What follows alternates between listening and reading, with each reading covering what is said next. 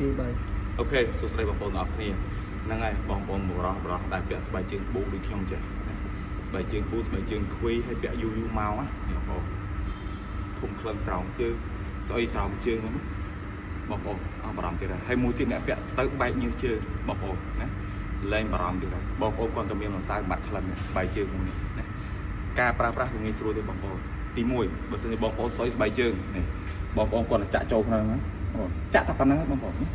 ចាក់យើងដាក់ឲ្យសពប៉ុណ្ណឹងមកបានអូខេអញ្ចឹងមួយដបហ្នឹងបើសិនជាមួយគូអាចប្រើបានចន្លោះពីមួយខែទៅមួយខែកន្លះបន្តមកទៀតបើសិនជាបងប្អូនបែកញើសជើងស្អុយជើងហើយពាក់ស្រោមជើងទៅស្អុយជើងបែកញើសជើងបងប្អូននេះធីសាសមានតទៀតបងប្អូនគាត់តែចាក់នៅលើខ្មងជើងយើងអញ្ចឹងមកលាបអញ្ចឹងមកឬក៏បងចាក់លើដៃបងប្អូនលាបនៅលើជើងអញ្ចឹងមកហើយបងប្អូនពាក់ស្រោមជើងមកបងប្អូនពាក់ស្រោមជើងមកគឺអូខេហើយអញ្ចឹងសម្រាប់បងប្អូនដែលមានបញ្ហានឹងកុំទុកយូរទៀតណាអូខេ